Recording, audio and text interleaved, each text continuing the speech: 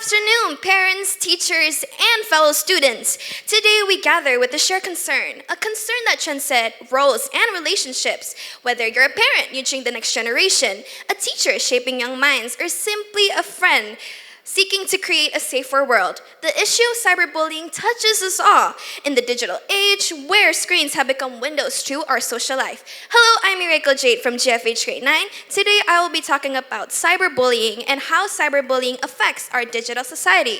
Next slide, please.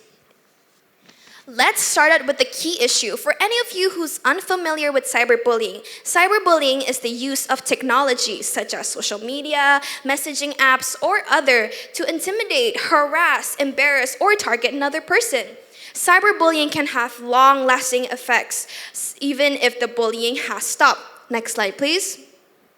Okay, so what I want to highlight here is one of the cyberbullying cases of a 16-year-old named Carson who committed suicide after being cyberbullied through Snapchat, despite his parents' effort to delay his social media access till he was 9.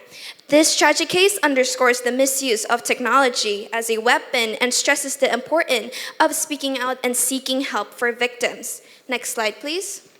So, my main topic here is how cyberbullying affects teenagers perceiving their self-worth. Next slide, please. So, I will be talking about from 3 different perspectives, locally, nationally, and globally. Next slide, please. Let's start with locally. In Surabaya, several studies and articles also reveals data regarding cyberbullying and its danger for the people involved. Most people who have dealt with bullying will have low self-esteem as well as having a hard time knowing their self-worth, especially when such harassment is aimed at their physical appearances and looks. Next slide, please.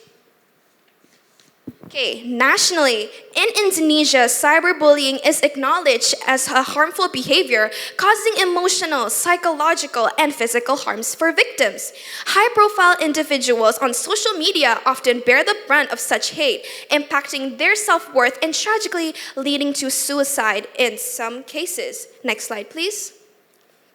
Okay, next is globally. Cyberbullying has been affecting teenagers' self-worth, making them feel insecure and unworthy of themselves. Many individuals have gone through this and experienced globally have the same consequences, which is they are not confident anymore. Next slide, please. Okay, so 76% people believe that cyberbullying is a fundamentally different type of bullying that needs special attention from parents and schools. Next slide, please. Moving on next, there are many different causes out there for cyberbullying, such as mental health issues, social media addiction, and insecurities. But what I want to highlight here is online anonymity. Online anonymity is recognized as one of the primary causes of cyberbullying. The ability to hide behind a screen and remain unidentified emboldens individuals to engage in hurtful behavior they might not express in person.